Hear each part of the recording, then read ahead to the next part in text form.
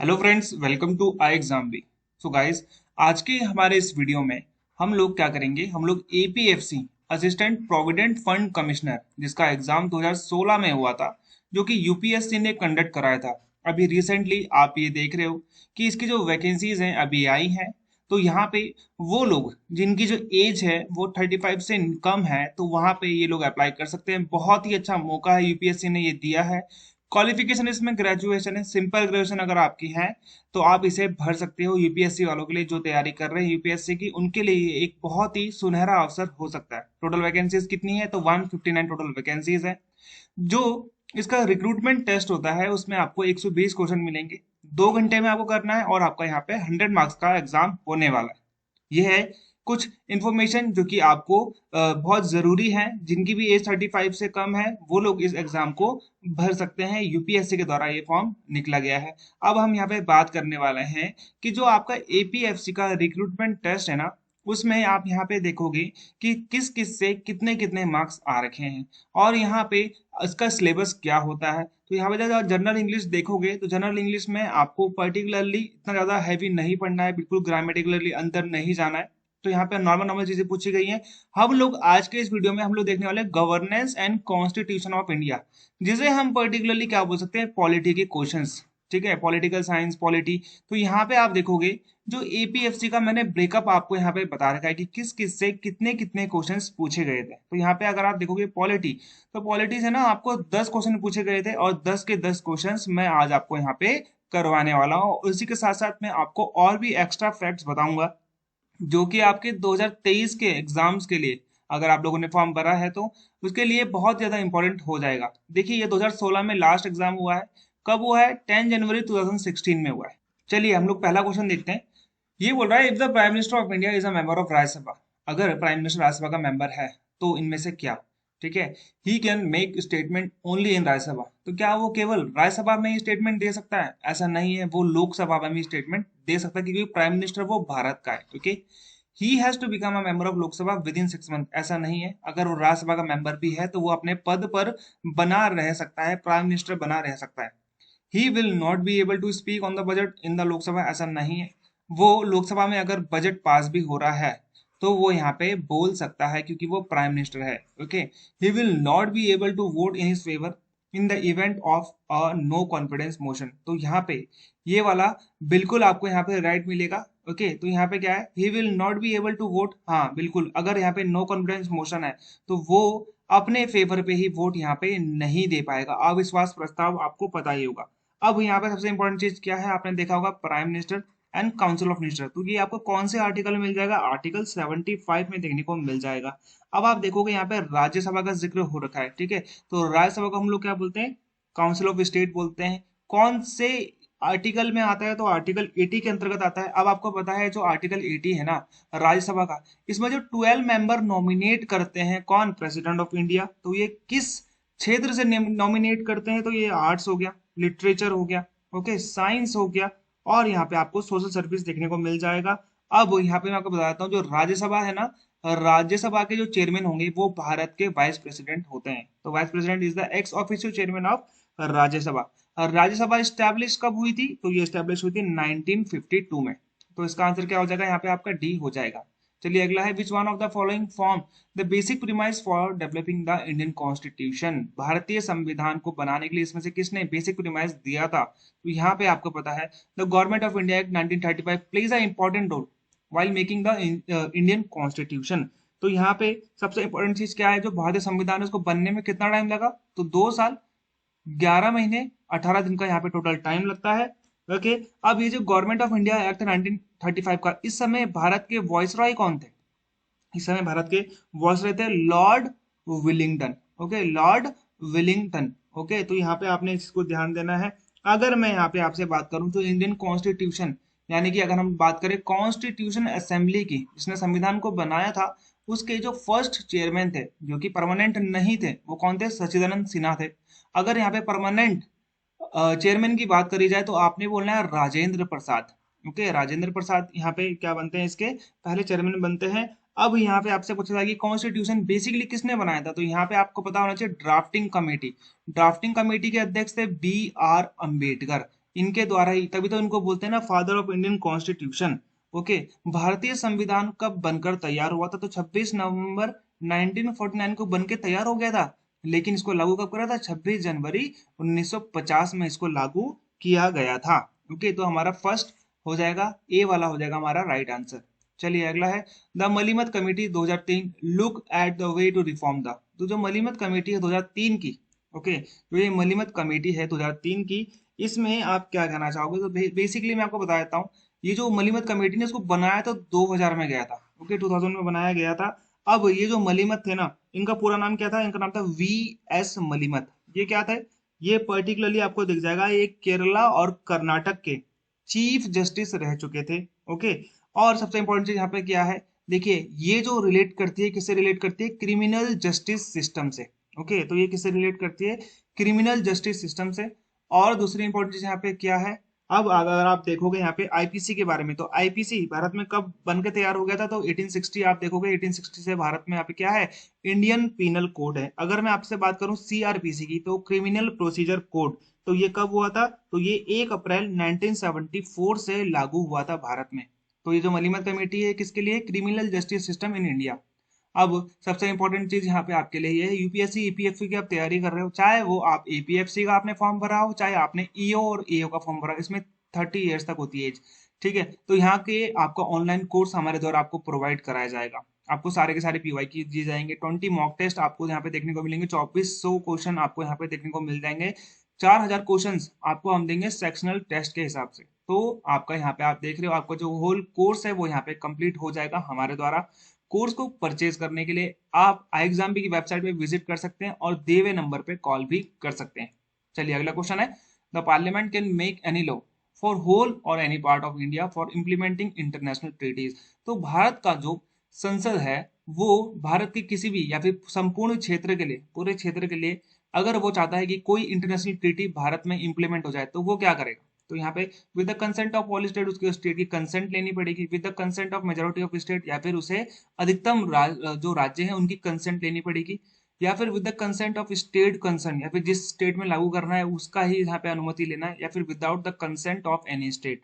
तो यहाँ पे सबसे इंपॉर्टेंट चीज क्या है कि जो पार्लियामेंट ऑफ इंडिया है, अगर उसे कोई इंटरनेशनल ट्रीटीज को यहाँ पे क्या करना है, लागू करना है, तो वो विदाउट किसी भी कंसेंट के यहाँ पे वो उसे लागू कर सकती है। दूसरी इंपॉर्टेंट चीज क्या हो जाएगी, यहाँ पे आपको कौन सा आर्टिकल देखने को मिल जाएगा? आर्टिकल 253 में ये बात बोली गई है। और दूसरी इंपॉर्टेंट चीज, अगर यहाँ पे पार्लियामेंट का अगर आपसे आर्टिकल पूछा जाए तो आपने बोलना है पार्लियामेंट का आर्टिकल है 79। पार्लियामेंट किससे मिलकर बनती है? तो आपने देखा होगा लोकसभा, राज्यसभा और प्रेसिडेंट। राज्यसभा वहां पे अपर हाउस है, जो लोकसभा है वहां पे वो लोअर हाउस है। ओके, तो ये इन तीनों से मिलकर क्या बनती है?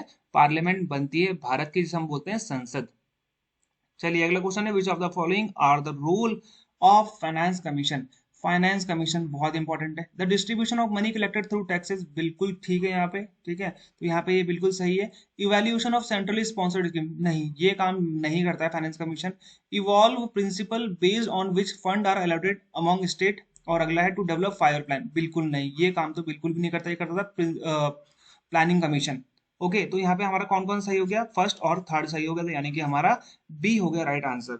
अब सबसे इंपॉर्टेंट चीज यहाँ पे क्या होती है, जो फाइनेंस कमीशन होती है ना, उसका आर्टिकल आपसे पूछेगा, तो आर्टिकल हो गया इसका 280। और अगर आपसे यहाँ पे पूछेगा जो इसका आर्टिकल हो गया 280, इसके बाद टर्म कितना होता है फाइनेंस कमीशन का, तो होता है 5 ईयर्स का। ओके, अब जो फर्स्ट फाइनेंस कमीशन थी ये कब स्टैब्लिश हुई थी? तो ये 1951 में स्टैब्लिश हुई थी।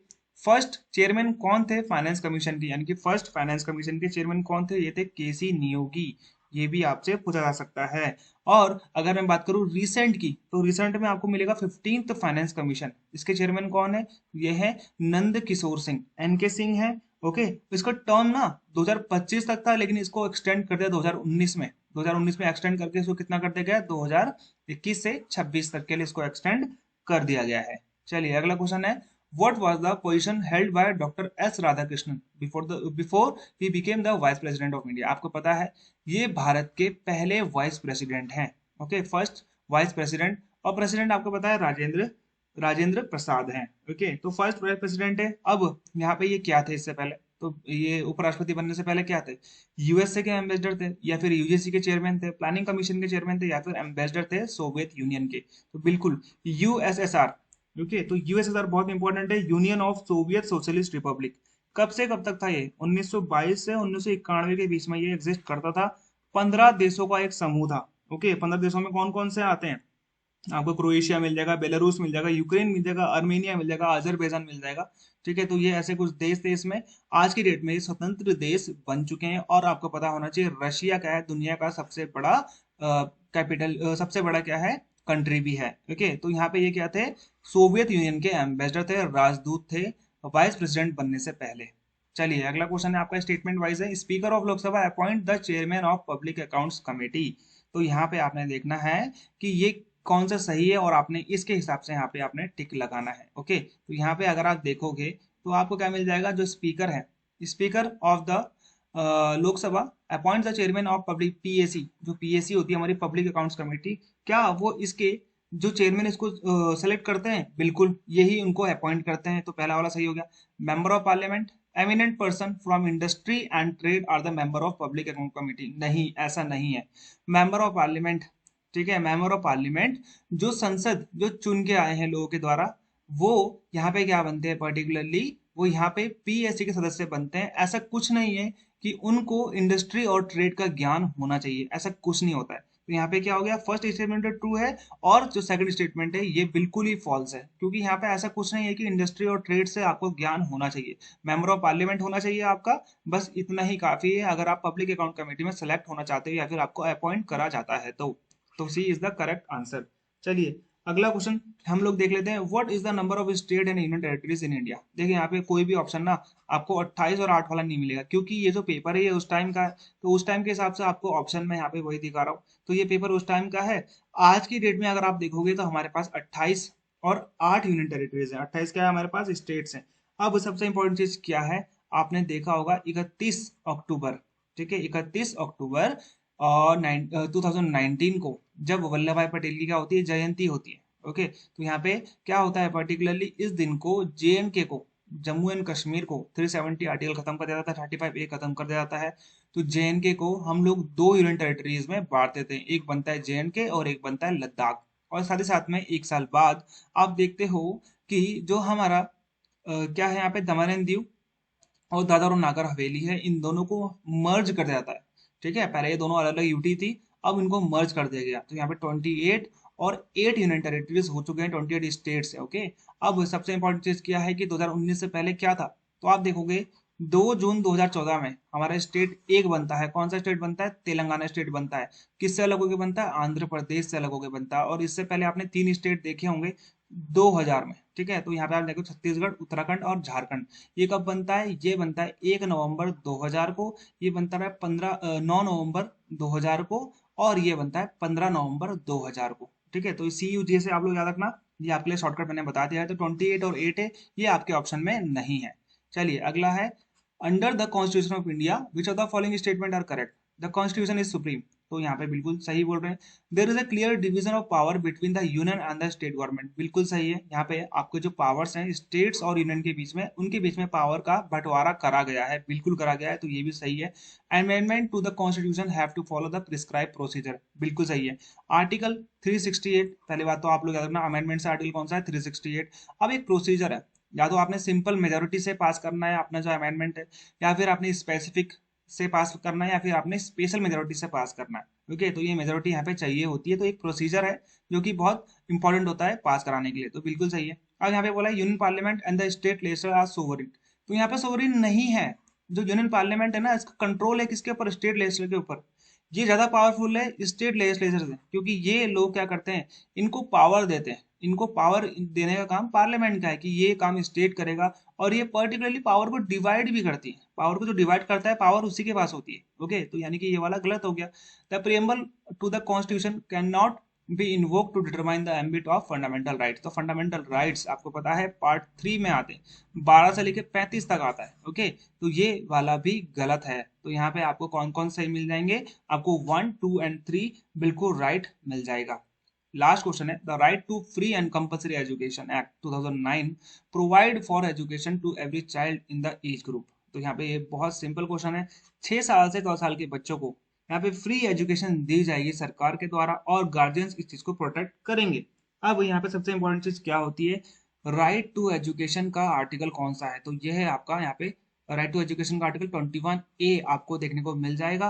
और सबसे इंपॉर्टेंट चीज, ये कब लागू हुआ था राइट टू एजुकेशन? तो ये 1 अप्रैल 2010 में लागू हुआ था। कभी आपसे अगर राइट टू एजुकेशन के लिए अमेंडमेंट पूछ लिया जाए तो यहाँ पे अमेंडमेंट आप लोग याद रखना, 86 अमेंडमेंट एक्ट 2002, 86 अमेंडमेंट एक्ट 2002, ये आपको अमेंडमेंट मिल जाएगा which is related to the right to education. और राइट टू एजुकेशन का आर्टिकल कौन सा है? आर्टिकल 21 है। और ये कितने साल के बच्चों के लिए? 6 से 14 साल के बच्चों के लिए फ्री एंड कंपलसरी एजुकेशन देने के लिए सरकार को यहाँ पे बोला गया है। तो यहाँ पे सरकार का, यहाँ पे स्टेट का मतलब क्या है? यहाँ पे स्टेट का मतलब हो गया स्टेट की गवर्नमेंट और पार्लियामेंट और लोकल अथॉरिटीज, जो भी भारत के क्षेत्राधिकार के अंतर्गत आती हैं। ओके, तो ये थे हमारे कुछ 10 क्वेश्चंस। आई होप आप लोगों को पसंद आए होंगे। और कौन कौन से क्वेश्चंस आप लोग को चाहिए, आप लोग मुझे कमेंट में लिख के बताइए। ओके, मैं उसको जलाने की जरूर कोशिश करूंगा। मिलते हैं हमारे अगले वीडियो में, तब तक के लिए गुड बाय।